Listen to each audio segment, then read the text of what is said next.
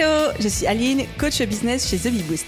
Après des années de freelance en tant que retoucheuse photo, je suis devenue coach business et j'aide désormais les entrepreneurs à booster leur entreprise. Si vous êtes à la recherche de stratégies, d'astuces, de retours d'expérience, de partage et d'une bonne dose de bonne humeur, vous êtes au bon endroit. Dans ce podcast, seul ou avec mes invités, je vous partage tout pour vous inspirer au quotidien, vous aider à atteindre tous vos objectifs et faire en sorte que vous puissiez développer le business de vos rêves. Alors, installez-vous confortablement et c'est parti pour l'épisode du jour. Hello à tous et bienvenue dans l'épisode 250 du podcast Je peux pas, j'ai business. Et aujourd'hui, on va aborder un sujet qui, je sais, de prime abord, pourrait donner l'impression de n'avoir rien à voir avec le business. Et d'ailleurs, je me suis même questionnée sur comment est-ce que j'allais faire mon introduction pour pouvoir vous dire à quel point, si, ça a tout à voir avec le business.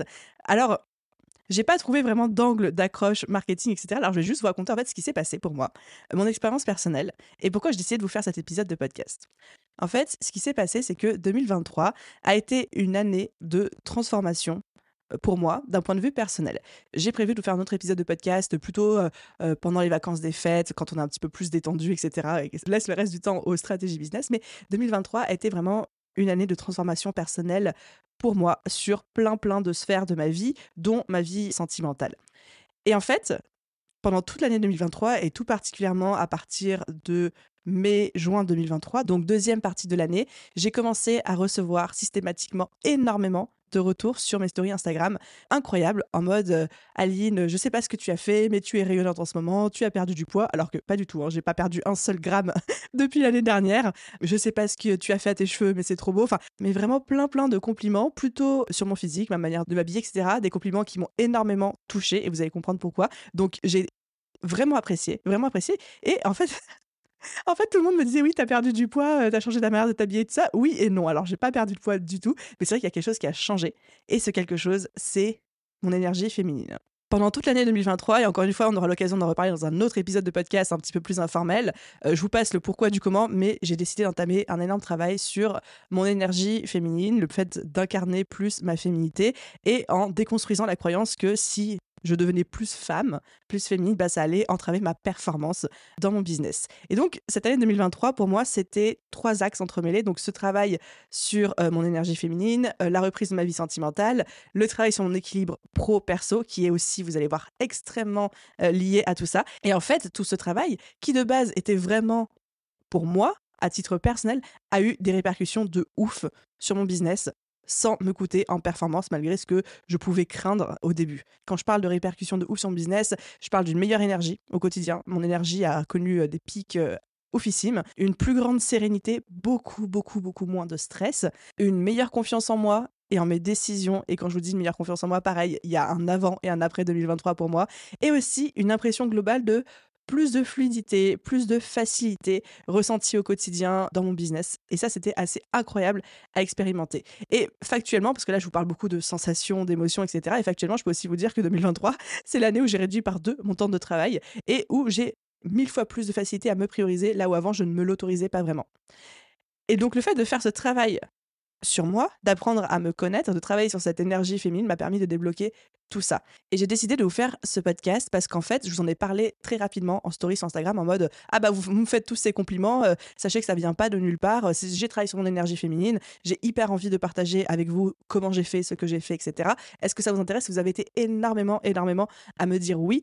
Donc je suis trop contente de pouvoir aborder ça avec vous. Promis, on va aussi rester factuel business parce qu'on est aussi là pour ça. Et je ne suis pas seule aujourd'hui pour cet épisode de podcast puisque j'ai l'immense honneur d'accueillir pour la seconde fois sur ce podcast Chloé Bloom, que vous connaissez certainement déjà, entrepreneur dans le développement personnel et qui en ce moment a fait aussi de l'énergie féminine, de la sensualité, du fait d'incarner le fait d'être une femme, tout simplement, dans son business, son cheval de bataille du moment. Donc je suis trop contente de pouvoir échanger avec elle à ce propos, d'entendre son cheminement, son parcours à elle, de pouvoir mettre ça en résonance avec le mien et de pouvoir vous donner plein de tips, d'astuces qui, j'espère, vous aideront vous aussi à déjà vous positionner par rapport à cette question d'énergie féminine parce que chacun fait son choix, ce n'est pas une obligation pour tout le monde.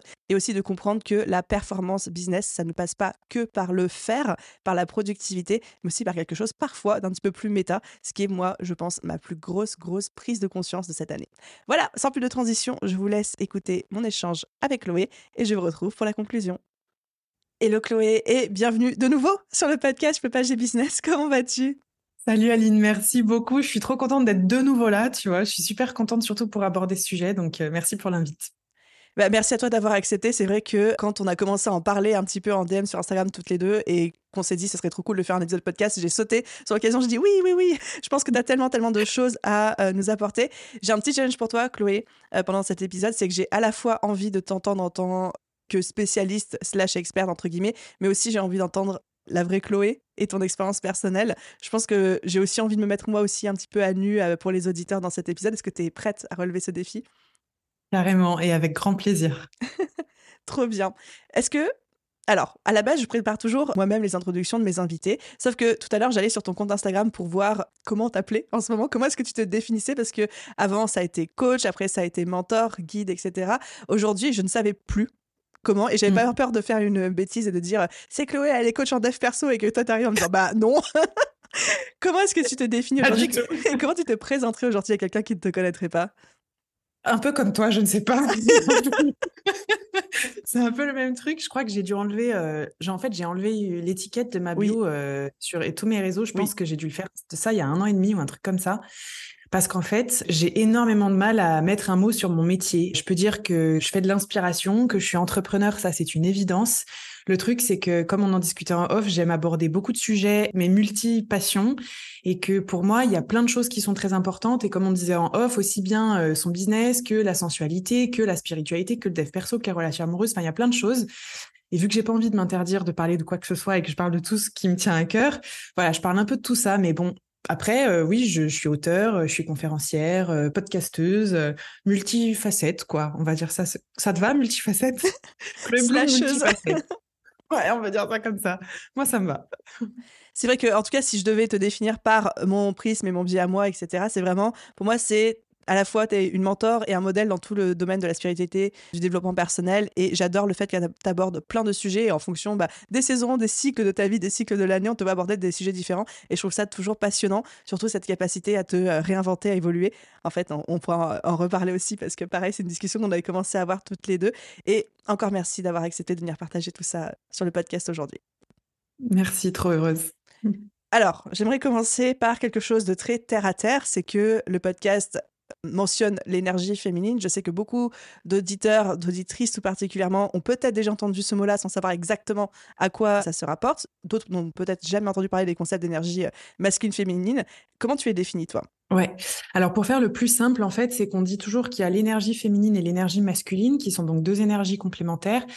Moi, j'aime bien mettre le terme d'énergie yin et d'énergie yang parce que tout le monde connaît le yin et le yang et on voit vraiment ces deux formes qui sont complètement complémentaires. Donc l'énergie féminine, c'est l'énergie yin et l'énergie masculine, c'est l'énergie yang.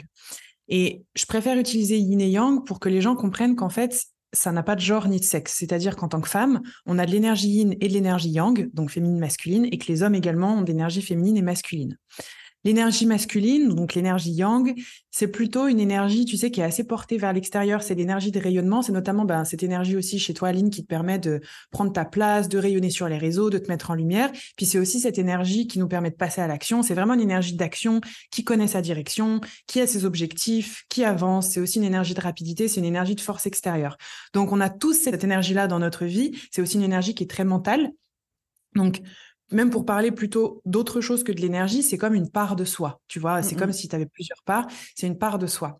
Et cette force-là, c'est cette part de nous, c'est celle qui nous permet d'avoir des raisonnements logiques, d'avoir des raisonnements peser vraiment le pour et le contre, d'avoir une direction claire, on sait où on va, de passer à l'action. Enfin, c'est vraiment toutes ces choses-là, de prendre, de posséder des choses, d'avoir envie de construire. Donc, on est plutôt, je dirais, dans une société, tu vois, qui est très énergie yang. Finalement, on est beaucoup dans le faire, beaucoup dans l'action. Et puis, cette énergie yin, c'est une énergie qui est plus, entre guillemets, en retrait. Alors, ça veut pas dire qu'elle est plus petite, ça veut dire simplement que autant le yang, c'est une énergie qui se montre beaucoup, autant le yin, c'est une énergie qui est plutôt dans la réception, la réceptivité. Donc, c'est une part en nous qui nous permet d'être beaucoup plus dans l'émotionnel, plus dans le lien, plus dans les relations, plus dans la compassion, dans l'intuition. C'est une énergie plutôt, le mot, c'est être, tu sais. C'est une énergie qui va être beaucoup plus dans la lenteur. C'est une énergie qui est très sensuelle. Donc, tu vois, on retrouve ça chez les hommes et chez les femmes. Plus de sensibilité, de sensualité, d'intuition, beaucoup d'émotionnel, de lien, d'amour, de guérison. C'est vraiment ça. Et aujourd'hui, dans notre société, il n'y a pas beaucoup de place pour l'énergie yin et l'énergie féminine. C'est pour ça que la plupart d'entre nous, on s'en coupe. Et dans mon fort intérieur, je crois que c'est extrêmement important de savoir tous s'y reconnecter, hommes comme femmes, et encore plus quand on est une femme, parce qu'on a été très blessé à ce niveau-là aussi jadis. C'est hyper bien expliqué. J'adore la manière dont tu l'as formulé, l'énergie de faire vs l'énergie d'être et l'énergie de regarder vers l'extérieur vs l'énergie de regarder vers soi et vers son nombril, mais c'est pas une mauvaise chose. C'est pas une mauvaise Ouais, chose du tout. pas du Effectivement, tout. comme tu l'as dit, la société aujourd'hui a tendance à plutôt glorifier l'énergie yang, l'énergie masculine, le faire, la performance, la réalisation, les objectifs, l'accomplissement, etc. Encore plus dans l'entrepreneuriat, j'ai envie de dire, parce qu'on a l'impression de fonctionner qu'avec ça. C'est qu'est-ce que tu as réussi à accomplir, quels sont les objectifs, et pas plutôt comment tu te sens. En fait, c'est dans ton Ouais. entreprise. Comment est-ce que tu l'expliques ça? C'est difficile à dire. Alors, j'ai pas envie de tomber dans un cliché, mais je pense que c'est très très lié au fait on est dans une société qui est extrêmement patriarcale et qui va vraiment valoriser toutes les qualités qui sont très masculines, de Mhm. direction, d'objectif, de possession, parce qu'il y a vraiment cette notion de posséder même du matériel et des tas d'objets et des tas de choses. Enfin, tu le vois même sur les réseaux sociaux. Ouais. Il y a beaucoup de gens qui ont encore la définition de l'entrepreneuriat qui est de posséder des belles voitures, des belles meufs, beaucoup d'argent. Donc, on est dans une vision hyper yang, mais hyper yang toxique en plus, tu vois, de tout ça. Cette énergie yang, surtout dans le milieu entrepreneurial, évidemment qu'on en a besoin. Sinon, tu sais, tu passes pas à l'action, tu peux pas être que dans ton intuition, tes émotions. Enfin, quand tu dois prendre une décision rationnelle, te fixer des objectifs, avoir ta direction et tu sais, et ta vision, bon, bah, tu sais, heureusement que t'as de l'énergie yang, t'es bien contente, tu vois. En revanche, il y a peu de place à l'énergie yin parce que l'énergie yin aussi, c'est la lenteur et que d'aller lentement dans nos business, enfin, toi, Aline, je sais pas comment tu fonctionnes, mais je serais heureuse de t'entendre là-dessus. Moi, je sais que je veux toujours aller vite. Bien sûr. Tu sais, je veux toujours aller vite. Combien de fois je me suis précipitée? Tu sais, c'est encore un apprentissage d'être patiente, de prendre mon temps, tu sais, de ralentir, de m'écouter, d'éviter de me cramer parce que non, mais je peux encore le faire, j'ai encore du temps. Oui, mais t'as juste pas d'énergie, meuf, en fait, tu vois. Tu sais, ces deux trucs-là, on veut aller très, très vite parce qu'on veut être efficace, parce qu'on veut réussir, parce qu'on veut posséder, parce qu'il y a tout ça. Donc, forcément, ça laisse pas beaucoup de place à l'énergie yin parce que souvent, cette énergie féminine, elle est vue comme faible. Mm. C'est très souvent vu comme faible d'écouter ses émotions. C'est vu comme faible d'avoir des émotions et d'être très sensible. C'est vu comme faible d'être dans de la lenteur. C'est même vu comme quelque chose de mal de ne rien faire. C'est fou ça. Tu sais, c'est un truc de fou.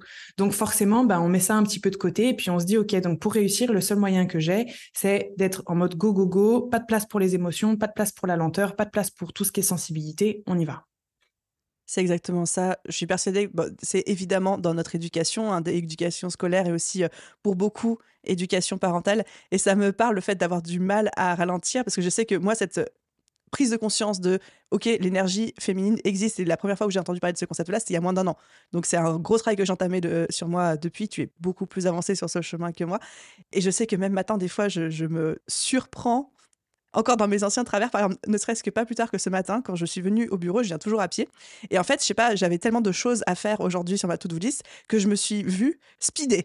Tu vois, genre j'avais mal au mollet et au tibia. Tu sais, quand tu marches trop vite et que t'as mal au tibia là, et que ça tire. Et genre j'avais mal au pied. Et je me attends, Aline, mais qu'est-ce que tu fais? T'es pas en retard. Tout va bien. Il fait beau. Le ciel est bleu. Et du coup, je me suis forcée à marcher doucement, à mettre un podcast sur un sujet qui me faisait plaisir dans les oreilles et à y aller. Mais c'était une lutte intérieure hein, parce que il y a la partie en moi qui avait envie, qui est très yang, hein, très masculine, qui avait envie d'y être en mode tu es en train de perdre du temps alors que tu as plein de choses à faire aujourd'hui et tout. Et moi, je me dis, oh, on va pas se faire mal au tibia pour y aller, quoi. C'est exactement ça, tu sais, t'imagines, tu es prête à te couper les jambes, tout ça pour être productive et T'es prête efficace. à te faire du mal pour être Ouais, ouais, productive. Et pourquoi, en fait, tu vois? ouais, ouais. Mais tu sais que c'est ce qui fait que beaucoup de femmes courent au burn-out. C'est aussi pour ça que d'ailleurs, il y a beaucoup plus de femmes que d'hommes qui font des burn-out parce que en tant que femme, on a des besoins qui sont très liés à l'énergie yin. La plupart du temps, les femmes, on a beaucoup de yang et beaucoup de yin, mais on a souvent, moi j'aime bien parler d'essence, donc d'énergie très profonde. C'est comme si notre noyau à l'intérieur, c'était vraiment du yin. Et en fait, on passe notre temps à les maltraiter, à les bafouer, à les Mhm. ignorer. Et tu vois, notamment, les besoins qui sont les plus importants, c'est d'être écoutée, d'être comprise. C'est aussi d'être soutenue, c'est de savoir que ça va bien se passer. Et non, on peut pas, c'est un truc de faible, il y a pas le temps, j'ai pas le temps de laisser mon sac être porté par quelqu'un d'autre, j'ai pas le temps de ci, j'ai pas le temps de ça, en mode go go go et on passe notre temps en fait à vraiment ignorer, maltraiter nos besoins et maltraiter cette énergie-là en nous. Donc ouais, la maltraitance, je connais bien et je crois que quand on est entrepreneur, on devient notre pire patron très souvent quand on n'a pas conscience de ces notions-là. On se maltraite, hein. C'est clair. J'ai envie aussi d'aborder un sujet parce que souvent, quand. Alors, moi, j'aime bien parler d'énergie masculine, féminine, parce que je sais que ça trigger un petit peu le fait de genrer, de sexualiser, dans le sens mettre un sexe sur ces énergies-là. Mais comme toi, je suis convaincue, en fait, que le noyau intérieur d'une femme, c'est plutôt yin, et le noyau intérieur d'un homme, c'est plutôt yang. Est-ce que selon toi, une femme doit obligatoirement être dans son énergie féminine pour être épanouie? Ou est-ce que c'est aussi OK de dire j'ai une dominante d'énergie yang, masculine, et je suis OK avec ça et je serai comme ça toute ma vie? Mm, mm. Merci de poser cette question parce que tu vois, la plupart d'entre nous, on est énormément en yang, beaucoup dans la tête, beaucoup dans le mental, beaucoup dans l'action. Mais on entend tout le temps partout dans ce monde qu'il faut qu'on soit tout le temps douce, qu'on soit tout le temps un peu timide, un peu sensuel, un peu qu'on se laisse porter, qu'on parle pas trop fort et qu'on se montre pas trop. Donc en fait, on nous demande d'être dans notre énergie yin tout le temps. Moi, mon avis très personnel, c'est que je pense qu'on peut être une femme avec un noyau très yin, mais beaucoup plus d'énergie yang dans notre structure. Moi, c'est mon cas. J'ai une énergie masculine dominante. Sinon, je ferais pas un métier de rayonnement où je porte ma voix, je parle beaucoup et j'ai envie de dire aux gens ce qu'ils doivent faire. Tu vois. Et en même temps, j'ai ce noyau tout yin à l'intérieur qui a besoin d'être reconnu, qui a besoin d'être embrassé, qui a besoin de connecter à sa sensualité, à sa sensibilité, son romantisme et ses machins. Donc moi, je suis convaincue que on est comme on est le mieux possible. En fait, ce qui vaut mieux avoir en tête, c'est se dire, OK, dans quelle énergie est-ce que je suis la plupart du temps dans ma vie et est-ce que ça me convient? Est-ce que je suis plutôt dans du yin, à être plutôt dans la lenteur, à être plutôt dans la réceptivité, etc. Mais moi, j'ai pas d'objectif, j'ai pas de direction, etc. Ou est-ce qu'au contraire, je suis beaucoup dans mon énergie yang, mais est-ce que ça me convient? Et moi, tu vois, j'étais tout le temps dans mon énergie yang et ça me convenait pas du tout. Dans mon énergie masculine, j'étais beaucoup et ça me convenait pas parce que mon noyau, il est plutôt féminin et que j'avais envie de pouvoir reconnecter à ça. Et c'est justement en faisant ce rééquilibre-là, se dire, OK, en fait, attends, je suis tout le temps dans mon énergie masculine, mais j'ai quand même de l'énergie féminine. Est-ce qu'il faut que j'inverse la balance? Est-ce qu'il faut que je devienne complètement féminine? Mais en fait, ça serait pas moi, ça serait m'enfermer dans un espèce de rôle, de truc qui me correspond pas du tout. Genre, attends, je suis bélier, je suis un peu bourrin, je suis super masculine, c'est certainement pas moi. Enfin, tu vois, tu connais, on est de la même. La team bélier là. Bien sûr, tu vois. Donc, non, enfin, j'ai pas envie de commencer à m'inventer un personnage, tout ça pour paraître plus femme ou je sais pas quoi. Donc, pas du tout, c'est juste que je pense que toutes les femmes doivent pouvoir faire de la place pour leur énergie féminine dans leur vie, notamment dans leurs relations amoureuses aussi, parce que c'est ce qui permet une super polarité dans les relations amoureuses, dans les relations sexuelles, mais même dans notre business en réalité. Et elles doivent aussi avoir de la place pour leur énergie masculine, que ce soit dans leur business, mais aussi dans les relations amoureuses, aussi au lit, et pour toutes ces choses-là, en fait. Donc, je crois qu'il faut vraiment les deux. C'est hyper important d'avoir les deux. Et c'est pas du 50-50. On peut avoir une énergie qui domine beaucoup plus que l'autre. Ce qui compte, c'est de voir quelle énergie domine. Est-ce que ça me convient ou est-ce qu'il vaudrait mieux que ce soit un peu l'autre qui domine pour que je me sente mieux? Je suis totalement d'accord avec toi et j'ajouterais avec mon expérience personnelle que, comme tu l'as dit, il faut savoir ce qui nous convient le mieux, mais aussi il faut pas se mentir à soi-même. Et ça, je le dis pour moi parce que je me suis menti à moi-même pendant très longtemps. C'est-à-dire que pendant très longtemps, moi, j'étais en mode, ouais, un peu bullshit. Moi, je suis une femme forte et indépendante et nanana. Et l'énergie masculine et le yang et je fonce. Et je disais à tout le monde, à qui veut bien entendre, et je me persuadais moi-même que c'était qui j'étais. Et en fait, quand j'ai découvert ces concepts d'énergie féminine, de yin, et que j'ai travaillé dessus, que je me suis autorisée à faire de la place pour ça dans ma vie, tout en me rendant compte que ça n'impactait pas forcément la performance de mon business. En tout cas, ça l'a impacté pas à la baisse, mais plutôt à la hausse. En fait, je me suis rendu compte que, un, je m'étais menti à moi-même toutes ces années, que deux, la vie était quand même beaucoup plus simple avec un peu d'énergie féminine. Et en plus, j'ai pris un kiff total sur cette transformation, quoi. J'ai pris un plaisir incroyable à ouvrir cette partie de moi, à découvrir cette partie de moi. À aucun moment, je ne l'ai vécu comme étant du travail. Parce que je trouve qu'en plus, c'est l'avantage numéro un quand tu es une femme trop enfermée dans son yang, qui cherche à développer son yin, c'est que tu n'as rien à faire de plus, en fait. C'est que tu as juste à enlever. Ouais, Et ça, je c'est suis fou. tellement d'accord avec toi. Ça résonne super fort et merci de rajouter ce truc de se mentir à soi-même parce que, en fait, j'ai vraiment ce même parcours que toi, tu vois, là-dessus. Moi, je me suis menti pendant des années, même au point, tu vois, de critiquer les femmes qui avaient beaucoup d'énergie féminine ou même qui étaient très sensuelles ou quoi que ce soit, en me disant, ouais, c'est des faiblardes, elles feront rien, c'est des fragiles. Enfin, tu vois, vraiment, j'étais dure, mais d'une dureté, mais laisse tomber. Et effectivement, dans un de mes podcasts, je crois, je raconte le jour où j'ai connecté, j'ai ressenti ce que c'était que ma sensualité et mon énergie féminine, et c'était à la fin d'une danse extatique. Ça m'avait mis en PLS parce que c'était la première fois de ma vie que je faisais ça. J'avais eu du mal et j'avais entreaperçu. Tu sais, c'est comme si tu ouvres une fenêtre sur ton énergie féminine et tu ressens enfin ce que ça fait. Et tu te dis, ah putain, je veux encore y goûter, comment on fait? Et en fait, il n'y a rien à faire en particulier. Au contraire, c'est l'inverse de faire. C'est qu'il vaut mieux déconstruire, accepter d'un peu moins faire, d'un peu moins prouver, d'un peu moins se battre, d'un peu moins se défendre, etc. Et tu vois, le truc que tu viens de dire, c'est que moi, il y a une notion que je voudrais vraiment déposer ici, c'est que On n'a pas à culpabiliser en fait d'être comme ça, c'est tout à fait normal. C'est juste que quand on est une femme blessée, quand on a été blessée, soit dans cette vie-là, soit tout simplement parce que, enfin, faut pas oublier quand même que ça fait des siècles et des millénaires qu'on se trimballe quand même des trucs au niveau du féminin, chasse aux sorcières et compagnie. Donc on est toutes des femmes blessées, mais encore plus quand on a été blessé dans cette vie avec des abus, des humiliations, des choses comme ça. Il y a deux manières dont on peut réagir par rapport à notre énergie féminine. Avec notre petit noyau, là, qui est tout tendre d'énergie féminine, il y a deux manières. La première manière, c'est de tomber dans une énergie féminine excessive, blessée, où tu deviens dépendante affective, où tu n'as aucune confiance en toi, tu es tout le temps en train de demander la validation des autres, tu n'oses jamais prendre de décision, tu peux être très jalouse, tu peux tout le temps être dans l'attente dans la passivité, et même un peu dans la plainte et beaucoup dans la victimisation. Ça te ressemble pas, Aline, ça me ressemble pas non plus. Ah bon? C'est pour ça que nous, on a pris l'autre chemin. Nous, on a pris l'autre chemin. Et ça, c'est vraiment, il y a ces deux voies-là quand on a été blessé en tant que femme. L'autre chemin, c'est, OK, on m'a blessé sur mon féminin, ben, tu sais quoi, je vais te mettre une armure d'énergie masculine. Et là, tu bascules, tu te mets une énorme armure et tu passes ton temps à prouver que tu es forte, que tu es ultra badass, Que t'as besoin de personne. que tu as besoin de personne, que vas-y, tu peux le faire toute seule. Et en fait, tu es dans ton armure et tu te sens toute seule. Tu te sens toute seule parce que ton petit cœur tout mou, tout tendre, tout sensuel, tout sexuel et toutes ces choses-là, bah, personne n'arrive à le toucher. Normal, tu as ton armure. Donc souvent, une femme blessée, elle a ces deux voies-là. On choisit toutes des voies qui sont différentes. Parfois, on a les deux. Mais je le dis parce que je crois qu'il y a vraiment besoin que beaucoup de femmes aient conscience de ça, que si elles sont comme elles sont, c'est souvent quand on a été blessé et qu'il faut vraiment aller regarder en fait ce qui s'est passé et à quel point on a pu être blessé dans notre féminité. C'est pour ça aussi qu'on s'en coupe de cette énergie. Je suis totalement, totalement d'accord. Et encore plus avec cet aspect de, quand tu dis oui, la féminité blessée, mais qui est du coup dans l'over-féminité, qui est souvent parfois ce qu'on attribue en fait à la féminité, cette espèce de victimisation en fait, de dépendance, etc. Et je me souviens d'une conversation que j'ai eue avec Fabien, que tu connais aussi très bien, qui m'a dit un jour, et j'ai trouvé ça très très très très juste, que l'énergie yang, l'énergie masculine, c'est la force, et que l'énergie yin, l'énergie féminine, c'est la puissance. Ouais. On n'est pas en train de dire que l'énergie féminine, c'est un truc de victime. Tu vois. On est vraiment en train de dire que c'est une énergie qui met des limites, c'est une énergie qui se fait confiance, c'est une énergie qui sait se caler et qui pose des frontières, etc. Là où l'énergie masculine, c'est plus une énergie, excuse-moi, mais de pénétration, quoi.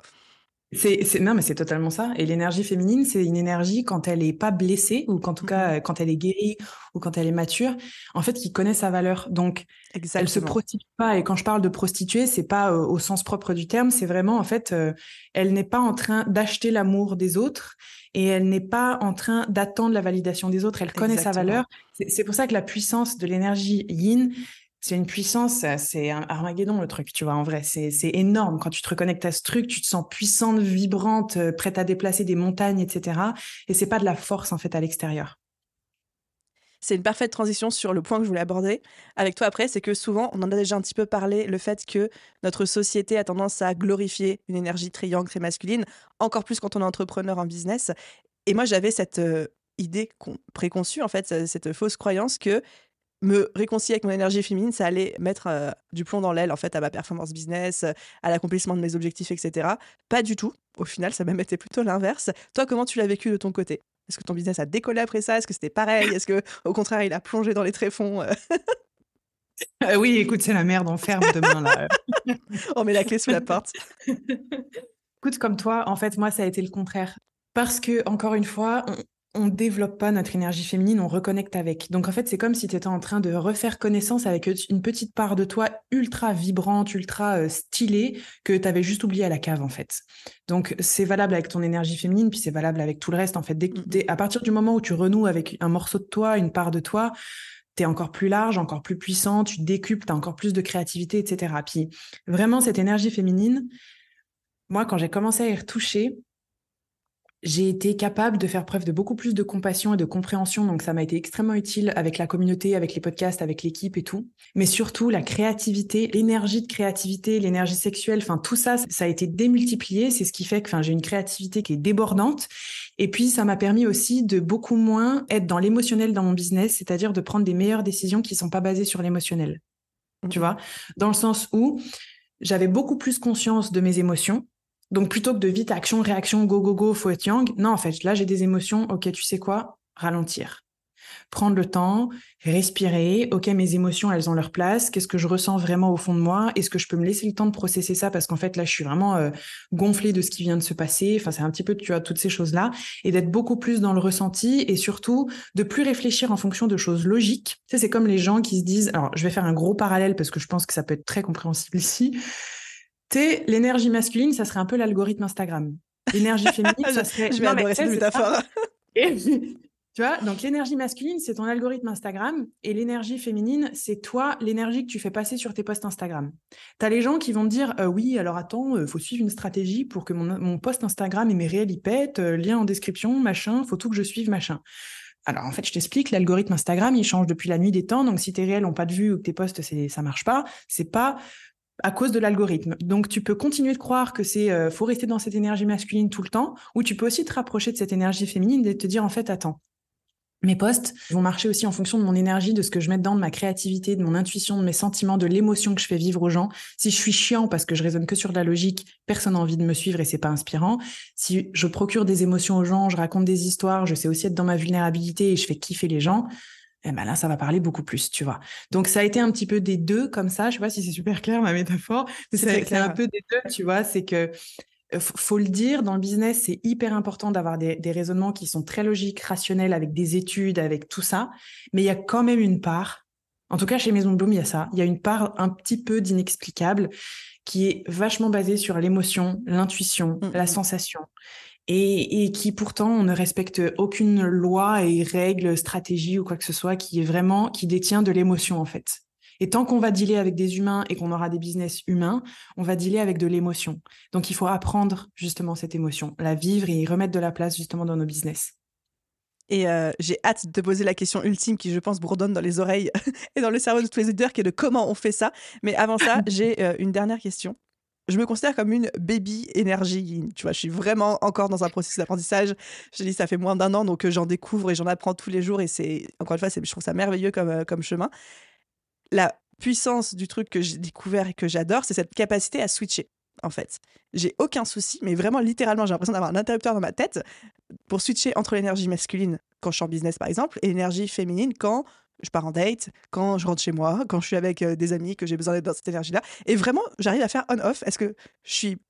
Genre, est-ce que j'ai un problème mental ou est-ce que ça te fait ça, toi aussi? Alors, j'ai le regret de t'annoncer que non, non. Non, en fait, au contraire, c'est que t'es pas du tout une baby énergie. Au contraire, c'est que c'est déjà quelque chose qui est maturé à l'intérieur de toi et qui est complètement prêt, en fait, à maturer, à éclore tout ce que tu veux parce que moi, c'est quelque chose que j'enseigne beaucoup, justement. Comment est-ce que tu vas faire ce switch et comment tu vas même jouer au ping-pong? Parce qu'après, quand tu es en couple, c'est pareil. À tour de rôle, il va falloir switcher d'énergie pour que chacun puisse vivre son énergie comme il veut, tu vois. Et c'est la même chose dans une vie de femme. Et justement, quand tu trouves cet interrupteur, c'est ultra badass et en même temps ultra incroyable, en fait. Moi, je trouve ça super incroyable parce que c'est vraiment le truc auquel je pense que on devrait tout arriver pour vraiment se sentir pleinement épanoui. C'est-à-dire, il y a des moments dans lesquels c'est toi qui gères. Tu es en train de prendre en charge les trucs, tu dois prendre des décisions. Et d'autres moments, bah, notamment quand tu pars au date ou quand tu es avec ton mec ou sur d'autres trucs, en tout cas moi dans mon couple c'est mon cas, où ben en fait, tu as besoin de te laisser porter, puis tu as besoin de mettre ta tête sur l'épaule de quelqu'un, puis tu as besoin que quelqu'un te surprenne et que ce soit quelqu'un d'autre qui gère. Quand c'est tout le temps toi qui gères, et même dans tes dates et tes tas de trucs, et oui, alors moi, mon biz, machin, puis tu finis ton date en donnant des conseils business à la personne que tu es en train de dater et tout, et que c'est encore toi qui prends l'idée de tout. Non, mais ça, c'est vraiment, tu sais, c'est un truc, tu vois. Et ça nous est arrivé, mais même en couple, tu vois, où c'est toi qui as décidé du resto, de l'heure et de ces machins. Bah, ça te saoule. Ça te saoule parce que tu as l'impression, en fait, alors c'est un peu sexiste ce que je vais dire, mais tu as un peu l'impression d'être le mec de la relation dans le sens où tu as un peu l'impression que c'est toi qui décides de tout, qu'on ne te surprend pas. T'as pas l'impression, tu sais, de te laisser porter, de pouvoir être connecté aussi à ta féminité, à ta sensualité et tout. Et ça fait chier, en fait. Nous, on a aussi envie d'être surprise, mais ça va 2 secondes de le reprocher. Il faut comprendre que ça vient déjà de soi et qu'en effet, il faut avoir cet interrupteur-là sur lequel, ben, en fait, tu peux passer d'un état à je gère à un état, ok, tu sais quoi, je reçois. Vas-y, je reçois. Et quand t'en arrives à ce stade de pouvoir switcher comme ça constamment, c'est que c'est bon, t'es prête. Mais c'est surtout, ça veut dire, tu sais, les blessures, elles sont pensées. Ça veut surtout dire ça. Parce qu'il y a encore beaucoup de femmes, enfin, pour celles qui nous écoutent et qui n'y arrivent pas, il n'y a pas de culpabilité ou quoi que ce soit à avoir. C'est pas du tout que vous n'êtes pas normal ou quoi. C'est juste que On peut avoir vraiment du mal à switcher d'un état à un autre, notamment quand on se sent trop en insécurité parce qu'on est blessé encore.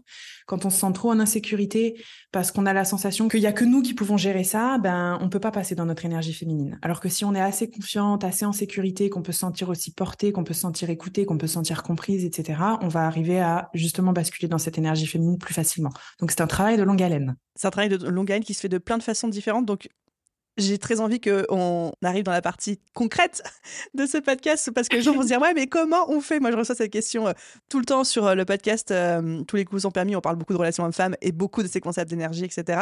Comment est-ce qu'on fait? Je sais que dans mon parcours personnellement, ce qui m'a énormément aidé, il n'y a pas de secret, hein. Ce qui m'a énormément aidé, c'est une thérapie. Ouais, je suis partie en thérapie, je suis allée voir une psy, point. Enfin, il y a pas de secret, il faut aussi se faire aider, même avec tout le niveau de développement personnel et de conscience que tu peux avoir de toi-même. Tu peux pas avoir le bouton que tu as au milieu du dos, quoi, tu vois. Si quelqu'un te le montre pas. Ou c'est comme je dis souvent, tu peux être le meilleur dermato du monde, tu peux pas soigner le bouton qui était au milieu du dos, quoi. Tu peux pas l'atteindre. Ouais. Donc il y a Ouais, ça, ouais. et puis j'ai consommé des milliers d'heures de contenu, podcasts, livres, vidéos YouTube qui parlaient de ça jusqu'à me forger ma propre opinion. Puis c'est un ensemble de micro-gouttes en fait qui ont formé l'océan. Il n'y a pas eu une action ou 3 actions particulières qui ont tout changé pour moi. C'est vraiment m'abreuver de ce contenu-là jusqu'à ce que tout doucement je sente le déclic se faire. Et puis un jour, je me souviens que c'était 24 heures après, je crois, ma 4e séance de thérapie.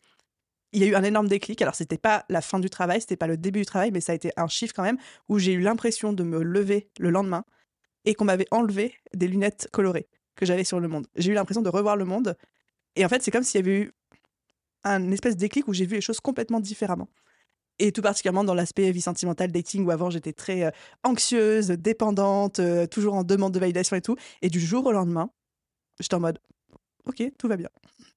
Ça a été assez ouf. Je serais curieuse de savoir, toi, ça a été quoi ton parcours avant de rentrer après dans le comment, les actions 1, 2, 3, 4, 5, 6, 7, ça a été quoi ton parcours qui t'a reconnecté à ton énergie féminine? En tout cas, c'est ouf là ce que tu partages. Des fois, il suffit juste d'un moment, d'un jour, que ce soit le bon timing, le bon moment. Et comme tu dis, je crois qu'il n'y a pas d'énorme déclic qui fait toute la différence. On a tous des déclics, mais c'est souvent une succession de plein de petites choses. Moi, ça a été aussi mon cas. Parce que du coup, tu vois, moi, je suis en couple depuis 8 ans et mon chéri m'a rencontré, donc il m'appelait Staline, hein, quand même, faut le dire. J'étais vraiment c'est très énergie féminine, ça. Voilà. Et en fait, moi, je crois que c'est surtout quand j'ai commencé un peu à me tirer les fils, c'est-à-dire à m'introspecter, en fait, quand on est parti en voyage en Australie et que j'ai commencé à me rendre compte qu'en fait, j'étais super mal dans ma peau, que j'avais vachement honte de mon corps, de ma sexualité, même de ma beauté, enfin, de tout plein de trucs comme ça. Et j'ai commencé vraiment à vouloir tirer les fils. Et j'ai fait un énorme travail de réappropriation de mon corps en tant que femme. J'ai fait un gros travail en fait, voilà qui je suis, voilà ce à quoi je ressemble, ça c'est mes formes, ça c'est mes poils, ça c'est mon corps, ça c'est ma féminité, ça c'est ma beauté, machin, et j'ai à m'excuser de rien. Parce que j'étais tout le temps là-dedans. Soit je m'excusais d'être jolie, soit je m'excusais de pas avoir de seins, soit je m'excusais d'avoir des seins. Enfin, tu vois, j'étais tout le temps en train de m'excuser d'être la femme que j'étais. Et j'ai fait ce gros travail. Donc, c'est comme ça que moi, je me suis mise au yoga. Ça m'a beaucoup aidé à ouvrir mon corps et à être dans de la lenteur parce que c'est vraiment un truc que je conseille, c'est avoir des activités qui vont être certes inconfortables au début, mais qui nous reconnectent à de la lenteur. Mon premier cours de yoga, je transpirais tellement, je pétais un câble. Toute la séance, j'ai essayé de sortir en me disant, vas-y, je vais sortir, c'est trop lent, c'est trop lent, c'est trop lent. Et en fait, j'ai persévéré et je me suis rendu compte que dans cette lenteur, j'arrivais à me connaître. Tu sais, je me découvrais. Donc, il y a eu ça. Il y a eu l'exploration par le vêtement. Moi, j'ai changé complètement ma garde-robe il y a 4 ans pour aider à me révéler vraiment et à révéler mon corps, etc. Donc, ça a été un gros travail de sensualité. Et puis, un jour, j'ai participé à une danse extatique. Celle dont tu Ça a parlais été tout à l'heure. Ouais, ça a été le déclic de ouf. Où ça a été horrible en fait. Moi, j'avais jamais dansé. Je suis super mal à l'aise dans mon corps. Je sais pas quoi faire de mes bras. Même avec 3 grammes, j'arrivais pas à danser quand j'étais jeune. Enfin, tu vois l'horreur quoi. Et en fait, j'arrive dans une salle pendant un séminaire et tout. Je savais pas qu'on allait faire ça et on nous fait faire une danse extatique. Et là, oh putain, ça dure 1 heure et demie. Et je me dis, vas-y, au bout de 10 minutes, je vais sortir de la salle. Et en fait, j'ai persévéré en me disant, ouais, vas-y, go, je peux y arriver. J'ai persévéré et ça m'a vachement servi parce qu'au final, j'ai eu exactement, tu vois, le truc dont tu parlais, d'enlever les lunettes. En fait, moi, c'est comme si d'un coup, il y avait toute mon armure qui était en train de se dissoudre et qui était tombée. Et j'ai eu l'impression d'avoir perdu 10 kilos, tu sais, de m'envoler. C'est J'avais l'impression exactement que je ne ça. marchais pas, mais que je volais. Tu sais, c'était... Ah putain, je me sentais La vibrante. libération. Mais oui, et je me sentais radieuse et tout ce que tu veux. Et quand je suis sortie de la salle, il y a plein de gens qui m'ont regardée, qui m'ont dit, waouh, je sais pas ce qui s'est passé, mais il s'est vraiment passé quelque chose là, tu vois. Et c'est ce fameux moment où j'ai eu l'impression d'ouvrir la fenêtre sur mon énergie féminine et tout, et ma sensualité. Et je me suis dit, ça, je veux encore en goûter, tu vois, je veux encore en avoir. Et donc, ça a été ça, un des gros déclics. Puis après, il y a eu d'autres choses, beaucoup avec le mouvement, la danse. Je me suis, voilà, mise à la danse. Tu vois, maintenant, je fais même de la chair dance, de la pole dance. Je fais des trucs qui peuvent être un peu inconfortables au début pour moi, mais en fait, qui me font renouer avec tous les archétypes de la femme et puis toute cette lenteur et cette sensualité aussi, ouais. C'est mon rêve en ce moment. Je fais une obsession sur ça. Je regarde que des TikTok sur ça, sur la danse Heels. Ah ouais, j'en fais, c'est énorme. J'ai Mais vu je des stories de ton conseille. j'étais en mode, il faut vraiment que je m'y Ouais. mette. Je te jure, c'est fou, c'est ouf, c'est ouf. C'est des moments de sororité en plus, tu vois, Mhm. dans lesquels on trouve un espace de confiance où on n'est pas en train de se tirer dans les pattes, pas en train de se regarder ni rien. On est juste tout ensemble en train de se tirer vers le haut pour être la plus sensuelle, la plus magnétique et tout. C'est hyper assumé. Donc franchement, c'est incroyable. Enfin tout ce qui est danse, tu sais, même le sensuel floor, c'est de la danse au sol. La pole dance, c'est pareil. Il y a de l'exotique, le heels, c'est ouf. Enfin, vraiment, je recommande. Ce que j'entends dans nos deux parcours, c'est qu'on a eu toutes les deux des moments charnières un petit peu de déclic. La manière dont je l'interprète, c'est que c'est pas ce moment-là qui a tout changé, il s'est pas passé un truc de ouf à ce moment-là, mais je vois vraiment ça comme la métaphore de on a érigé un barrage, en fait, en nous, qui nous coupait de cette énergie-là. Et en fait, avec toutes les démarches qu'on fait, tous les contenus qu'on consomme, toute l'introspection qu'on fait, on mettait des petites gouttes d'eau contre ce barrage et ça commençait à fissurer, fissurer, fissurer. Puis un jour, il y a une goutte d'eau qui a fait que le barrage a pété. Donc pour toi, c'était la Ouais. danse. Pour moi, c'était cette fameuse session de thérapie où je pense pas que la psy ait dit quelque chose de phénoménal à ce moment-là, mais inconsciemment, le déclic s'est fait, le barrage a lâché. Je trouve ça trop beau, quoi. Puis, C'est trop beau, c'est mm, trop beau. Et la beauté, tu vois, on en revient encore à ouais. l'énergie féminine. C'est trop beau, c'est trop beau. Alors, vous ne voyez pas, mais là, Chloé, elle a un énorme sourire jusqu'aux oreilles. Ouais, parce que moi, quand on parle de beauté, tu sais, moi, c'est mon truc. Ouais. Une des manières de moi de me connecter à mon énergie féminine, et c'est un truc que je peux vraiment recommander, c'est de se relier en fait à la notion de beauté. Mm, La beauté, aujourd'hui, c'est soit hyper stigmatisé, il y a des standards, des normes, etc., surtout chez les femmes, soit au contraire, c'est rejeté justement parce qu'on en a marre de ces standards de beauté. Ce qui fait que quand on est une femme, la beauté, on sait jamais trop tu sais, sur quelle fesse s'asseoir, tu vois. On sait pas si c'est bien d'être belle ou si on n'est pas belle ou s'il faut en parler ou s'il faut pas en parler, machin.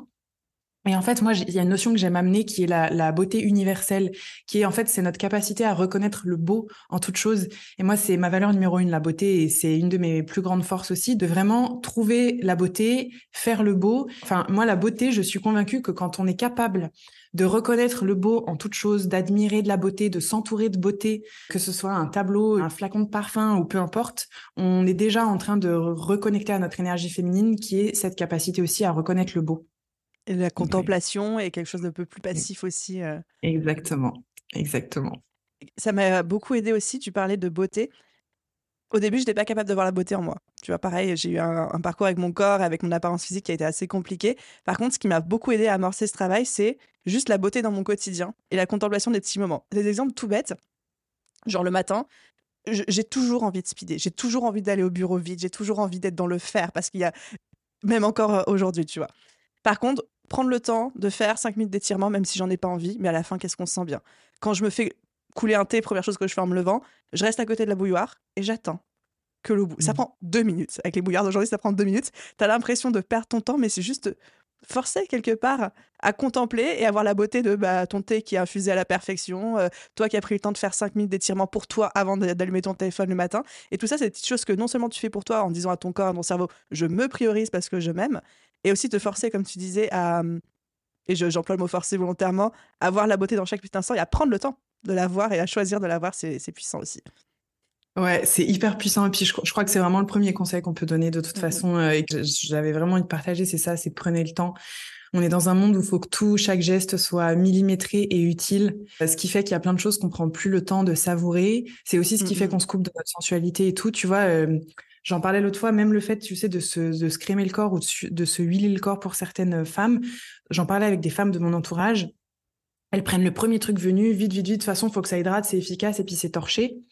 Alors que, en fait, même juste en choisissant mieux les textures, les odeurs, la beauté d'un flacon, juste prendre le temps de le faire parce que, ok, tu vas rajouter 1 minute dans ton application, c'est juste 1 minute dans l'application de quelque Mhm. chose sur ton corps, ça peut te permettre de renouer un lien différent avec ton corps, de te rendre compte où est-ce que Totalement. t'aimes qu'on te touche, où est-ce que t'aimes pas qu'on te touche, qu'est-ce que ça fait à cet endroit-là, oh ma peau, elle est comment, et ça te fait nouer une relation avec ton corps qui est complètement différente. Voilà, donc c'est prendre le temps. On n'a pas besoin toujours de rentabiliser notre temps. Et ça, c'est une erreur qu'on a beaucoup en tant qu'entrepreneur. On veut que tout soit vite rentable. Mais c'est très rentable, en fait, de rien faire. Parce que c'est ce qui fait justement qu'on est encore plus en énergie et qu'on peut faire plus de choses derrière, mais aussi qu'on peut prendre des meilleures décisions, puis être plus dans nos bonnes émotions, etc., quoi. Pendant très longtemps, j'avais eu aussi du mal. Tu vois, tu prends l'exemple de se crémer le corps. Je savais qu'il fallait le faire, entre guillemets, ou que c'était bien, et pour toutes les raisons que tu viens de citer, plus que pour les raisons d'hydratation de la peau. Et en fait, je me l'autorisais pas parce que je pense que je pensais pas le mériter, en fait, tu vois. Je pensais que tout était plus important que le fait de prendre soin de moi, de mon corps, sur quelque chose qui me semblait futile. Alors que quand j'ai compris que prends le temps, Aline, de te crémer les jambes le matin, prends le temps de te faire ton petit massage du visage le soir, même encore aujourd'hui, hein, j'ai pas envie, j'ai la flemme, je préférerais aller regarder Netflix et tout, mais pourquoi? Tu vois? Ouais.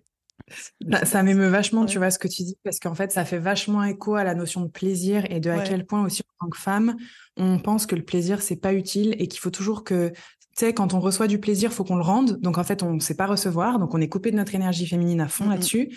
Soit, non, mais si c'est juste du plaisir pour le plaisir, attends, c'est pas utile. Il faut que ça serve à quelque chose. Du plaisir, je le mérite pas. Et ça, c'est vraiment l'énergie féminine. Ça commence par le fait d'accepter à recevoir du plaisir et de s'autoriser à recevoir du plaisir sans avoir à le rendre, sans avoir à le justifier, sans avoir à l'expliquer, sans avoir à le rentabiliser. Juste ça, tu vois, c'est Sans avoir la tellement, sensation de tellement devoir le puissant. mériter. Exactement, ouais. Donc, on a parlé de prendre du temps, on a parlé de ralentir, on a parlé de se faire plaisir, on a parlé de consommer aussi du contenu pour s'éduquer sur le sujet, s'éduquer sur soi. Est-ce qu'on a d'autres choses qui, selon toi, sont nécessaires pour J'en commencer ai à se plein, moi. reconnecter? J'en ai plein, moi, on m'arrête jamais. Ouais, il y a un petit conseil que je peux. Alors, c'est pas quelque chose qu'il faut faire, c'est plutôt quelque chose qu'il faut pas faire, qu'il faudrait essayer de pas faire. C'est peut-être la prochaine fois que quelqu'un nous propose de l'aide et que spontanément on dit non, mais c'est bon, je peux le faire toute seule. Ah Ben, ouais. c'est essayer de pas réagir comme ça. Genre Quelqu'un qui veut quand même, porter votre valise dans le métro ou dans le bus. voilà, Dites oui. voilà. Ou même ton mec qui veut te porter tes sacs de course. Non, mais Oui. c'est bon, je peux le faire. Je suis pas fragile, je suis pas gna gna. En fait, qu'est-ce que ça nous coûte de nous laisser faire? C'est juste notre petit ego et notre petite fierté qui se sent infantilisée et tout, alors qu'il n'y a rien de là-dedans du tout. Et que la personne qui nous propose de l'aide, c'est parce qu'en fait, ça va lui faire plaisir de nous aider. À Le sentir yang a utile. besoin de servir. Et exactement. Le yang a profondément besoin d'être utile. Et le yin a profondément besoin d'être soutenu aussi. Donc, en fait, la prochaine fois que quelqu'un vous propose de l'aide, même un truc tout bête, acceptez de vous laisser traiter comme vous avez envie de l'être. Et on en revient, en fait, encore une fois, à la notion de plaisir, autorisation, tu vois. Autorisation à être traitée aussi comme une princesse et tout, juste autorisation, tout ça, tu vois. Mhm. Donc ouais, ça c'est un conseil que j'avais envie de donner. Et tu sais, on parlait tout à l'heure du Heels, c'est aussi quelque chose que je voudrais proposer à celles qui écoutent le podcast, c'est d'essayer des pratiques qui peuvent nous mettre un peu mal à l'aise ou un peu en inconfort parce qu'on se dit qu'on va pas savoir faire, qu'on va être nul, que c'est pas pour nous. Ouais, c'est trop beau hein, sur les autres femmes, hein, mais moi je sais pas faire, c'est pas Je pour vais être moi. ridicule. Voilà, exactement. En fait, forcez-vous si vous pouvez aller trouver des copines avec qui y aller ou vous y allez seul si vous préférez, mais essayez d'aller faire des pratiques comme ça. N'y allez pas qu'une fois, allez-y 2, 3, 4 fois et vous allez voir qu'en fait, votre estime de vous, votre confiance en vous et votre connexion, beaucoup plus profonde à votre sensualité va venir beaucoup plus facilement, en fait. Donc, c'est vraiment essayer d'aller explorer des pratiques qui peuvent nous mettre mal à l'aise, mais qui, en fait, sont assez révélatrices des inconforts qu'on a avec notre propre énergie. Hyper puissant. Il y a une dernière chose que j'aimerais ajouter qui va pas faire plaisir aux auditrices, mais pareil pour moi qui a été source d'un énorme déblocage, c'est qu'on a dit que l'énergie féminine, c'était pas que l'énergie de wouhou, je cours dans les pâquerettes et je contemple la beauté des abeilles, quoi, tu vois. C'est aussi l'énergie de puissance. Et pour moi, l'énergie féminine, c'est aussi l'énergie de mettre des barrières, de mettre des limites et de dire non. Ouais. Et quand on apprend à se faire suffisamment confiance pour dire non, sans se justifier, là aussi, il y a une vraie magie qui se passe. Et je sais que moi, assez récemment, j'ai eu ce déblocage sur j'arrête de répondre à tout le monde, j'arrête de dire oui à tout le monde, j'arrête de vouloir faire plaisir à tout le monde. Des fois, je me justifie et des fois, je me justifie pas. J'arrête de répondre à mes messages sur LinkedIn, j'arrête de répondre à des messages Instagram où j'ai pas envie de répondre, ou alors je sais que ça va me prendre un temps fou que je préfère consacrer à moi-même. Et le fait d'arriver à mettre ces barrières-là, c'est ultra puissant. C'est hyper, hyper, hyper puissant. En fait, ça s'appelle se respecter et s'honorer, tu vois. Moi, je vois ça vraiment comme ça. C'est puissant pour toi, c'est puissant pour tout le monde. Et en fait, faut toujours retenir que t'enseignes aux autres la manière dont ils te traitent. Ah, c'est puissant, À ça. partir du moment où tu retiens ça, tu te sais, OK, si je pose mes limites, ils vont me traiter avec mes propres limites. Donc, il y a ça et je résonne énormément là-dessus avec toi. Et alors, c'est une histoire un peu différente, mais tu vois, moi, en tant qu'entrepreneur, et pas que en tant qu'entrepreneur, mais en tant que femme, en tout cas exposée sur les réseaux sociaux, j'ai passé des années, et jusqu'à il y a à peine un an encore, tu vois, même moins d'un an, à me diminuer pour pas peut-être trop briller non plus, tu vois. Et alors, on peut avoir l'impression que c'est pas le cas parce que on a l'impression que je rayonne beaucoup sur les réseaux, mais c'est un travail que j'ai fait aussi avec une thérapeute. J'avais un énorme plafond de verre, de fou, de je limite mon rayonnement parce que sinon, on va encore dire que je suis une connasse. Dès que j'arrive en conférence ou dès que je m'expose sur les réseaux sociaux, etc., il y a toujours des femmes qui me disent « Ouais, elle est trop belle, c'est forcément une connasse » ou on l'attend au tournant » ou « Elle est teubée ». Il y a plein de mecs qui pensent que parce que je suis jolie, je suis teubée, que je suis pas à prendre au sérieux, que je sers à rien et que j'ai rien à leur apprendre. Et ça se passe comme ça à toutes mes conférences. Quand j'arrive, il y a des gens qui se lèvent, qui quittent la salle. À la fin de la conférence, il y a toujours des gens. Mais tu te rappelles même à The Bichot, à la fin, Oui, c'est oui, arrivé. oui. Il y a toujours des gens qui me disent, moi, tu m'agaces, etc. Maintenant, on en rigole, tu vois, c'est OK. Mais du coup, ce truc de poser mes limites, pour moi, ça a été ça. Pas exactement avec la même signification, mais c'est un déclic qui est venu fin 2022. Je crois un peu au moment que toi, tu as eu le tien, en fait, finalement, dans ta vie. Tu vois, il s'est passé un truc à ce moment-là, planétaire. Je sais pas quoi, tu sais. Il y a eu La un Terre truc a avec rétrogradé en soleil. Non, je dis n'importe quoi. Non, mais je sais pas, il y a eu un truc dans les énergies, je sais pas où, là, tu vois. Et en fait, fin 2022, je me suis dit, mais en fait, merde, je passe mon temps à me diminuer, à diminuer ma valeur, à essayer de m'excuser d'être comme je suis, m'excuser de prendre de la place, m'excuser d'être jolie, m'excuser d'être sensuelle, machin, tous ces trucs-là, parce que j'ai peur de passer pour une connasse, parce que j'ai peur que les femmes ne m'aiment pas, et donc je ne pose jamais mes limites. Je me laisse me parler comme une merde, je me laisse être critiquée, et il y a même un commentaire qui m'a fait un déclic. Il y a quelqu'un un jour qui m'a dit, Chloé, c'est bizarre, j'ai l'impression que tu commences à t'approprier les critiques de tes haters. Et c'était vrai. En fait, je commençais à m'approprier le discours qu'ils avaient à propos de moi, ce qui fait que dans tous mes podcasts, j'étais en train de dire non mais vous savez, moi je suis pas comme ça. Non mais vous savez, je suis désolée si je suis un peu comme ça, machin. Parce qu'en fait, j'avais fini par plus poser aucune limite et être d'accord avec mes propres haters et être d'accord avec ce que les gens me reprochaient, etc. Et en fait, là non, j'en ai terminé, c'est fini. C'est fini, plus personne me déterminera ma valeur, plus personne ne déterminera comment je me sens, qui je suis, ce qu'on a le droit de faire avec mon image, mon corps, etc. Je fais ce que je veux, je suis une femme libre. Mais ça, c'est récent. Comment est-ce que tu as fait ce shift? Ça me parle, ça me parle. Tu vois, pas... Si, en fait, si, il faut le dire, ça me parle le fait de se diminuer un petit peu pour entrer dans un moule et de faire attention à ne blesser personne avec ses propos et de toujours mettre des astérix dans les astérix dans les astérix. Bref, ça me parle. Comment est-ce que tu t'en es sorti? C'était vraiment ce commentaire, le déclic? Non, ça n'a pas été que ça a été une succession de choses. Je suis quand même passée par la case Franck Lobvet en retraite 2 fois et tout. Puis voilà, des introspections un peu costauds, tu vois, des trucs un peu costauds quand même que j'ai pu faire. Donc ça a été une succession d'un cheminement pour arriver à me faire lâcher le fait de vouloir tout le temps être aimée par tout le monde et surtout pour me faire lâcher le truc qui est que quand quelqu'un m'aime pas, je suis persuadée que c'est parce que j'ai mal fait quelque chose. Si tu veux, depuis 2022, j'ai jamais autant ramassé au niveau critique et au niveau hater. J'ai eu du harcèlement, j'ai eu des gens qui se sont acharnés sur moi, des personnalités publiques, des gens qui ont beaucoup d'abonnés, des médias, des tas de trucs. Et c'était tout le temps des critiques qui étaient à chaque fois très différentes, mais qui étaient juste hallucinantes. Ça m'a énormément atteint. J'en ai beaucoup parlé aussi avec Fabien, que tu connais. On était en plus ensemble à ce moment-là. Puis il y a eu plein de choses. Il y a eu vraiment des choses qui m'ont atteint, même jusque dans mon intimité, dans ma santé mentale. J'ai fait un état de sidération où j'ai convulsé. Il a fallu que je voie une psy et tout. Enfin, c'était un peu chaud. Et toutes ces choses-là m'ont fait me dire, mais en fait, attends, jusqu'où je vais aller pour essayer d'être appréciée des autres femmes? Parce qu'en fait, les hommes, je m'en fous. Puis de toute façon, j'ai pas énormément d'hommes qui me suivent beaucoup sur mes réseaux. J'ai pas de problème. J'adore m'adresser aux hommes, mais j'ai pas de problème particulier relationnel avec eux. Les femmes, j'ai tout le temps envie d'être validée par les femmes, d'être aimée par les femmes parce que c'est celles qui m'impressionnent le plus et que j'ai absolument besoin d'avoir des amis, des copines, que moi j'ai jamais eu ça quand j'étais jeune, que voilà, donc toutes ces choses-là. Et le fait d'être tout le temps en recherche validation des femmes, je suis prête à m'écraser, à me rabaisser, à me prostituer, à me faire humilier juste pour être aimée par d'autres femmes. Sauf que là, c'est allé trop loin, c'est venu dans ma vie perso, c'est venu sur ma santé, plein de choses. Puis il y a eu Vénus et tous ces trucs en l'air, là, on sait pas ce qu'ils ont fait là-haut. Il y a eu un truc, tu vois. Vénus et tous ces trucs en l'air, j'adore. Il y a eu un truc dans les planètes, quoi. Les astrologues nous comprendront. C'est Solène Feg, si elle m'entendait dire ça, elle me défoncerait, laisse tomber. Solène, on t'aime.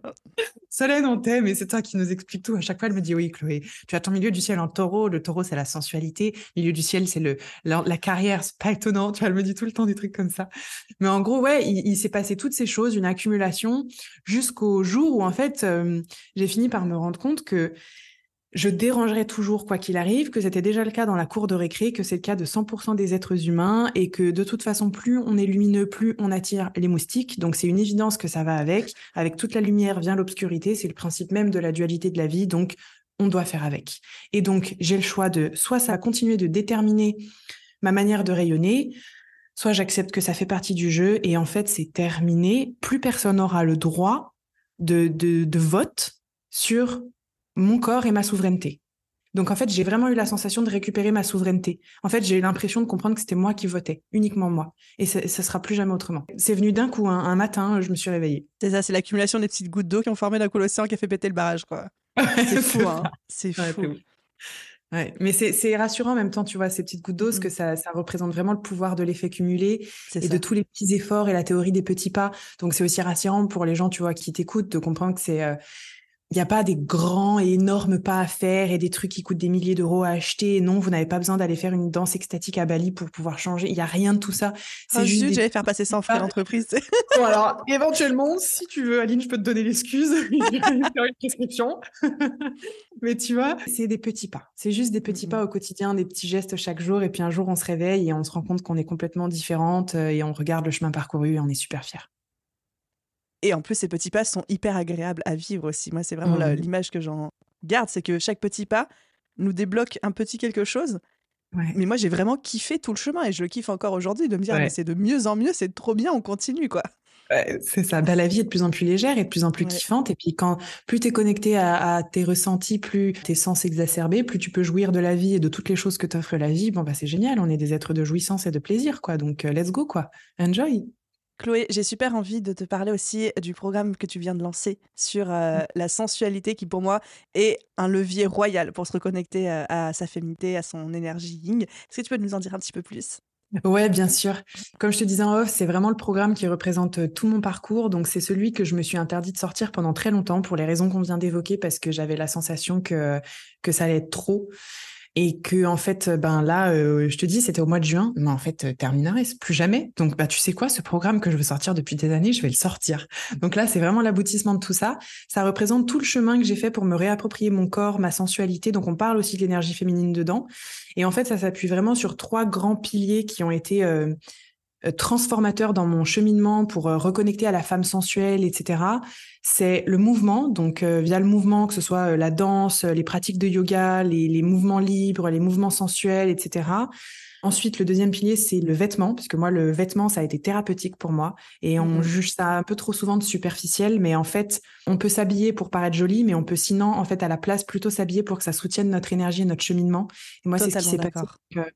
Le vêtement, c'est une thérapie de ouf. Donc, dedans, voilà, j'explique toujours tout, comment trouver son style pour révéler sa sensualité.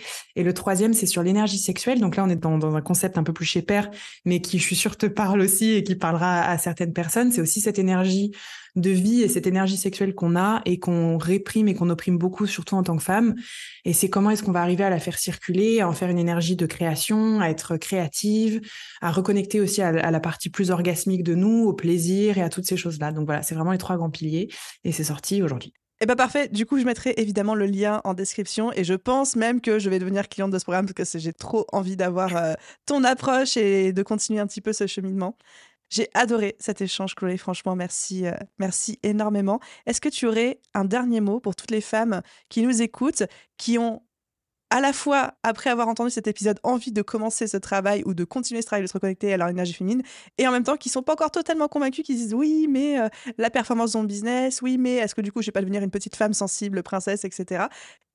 Quelque chose à leur partager.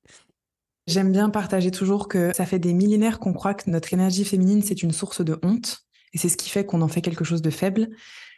Et il est bon et il est temps de se rappeler que c'est une source de puissance et pas une source de honte. Et que plus on va reconnecter à ça, plus on va être puissante, sûre de soi, capable, avec de la clarté. Plus on va être connecté à nos désirs les plus profonds, plus qu'on va transmettre, ça va être, c'est juste un feu d'artifice. Et moi, je suis convaincue de ça et encore plus dans le business. Plus vous allez être connecté à cette partie extrêmement créative, capable de faire passer des émotions, de rentrer en lien avec les gens et de créer de la connexion et de vibrer de l'amour, etc., plus le business, c'est le feu d'artifice. Voilà. On dit ça, on dit rien. Je suis d'accord avec tout ce qu'elle a dit, la dame. C'est l'expérience que j'ai eue aussi.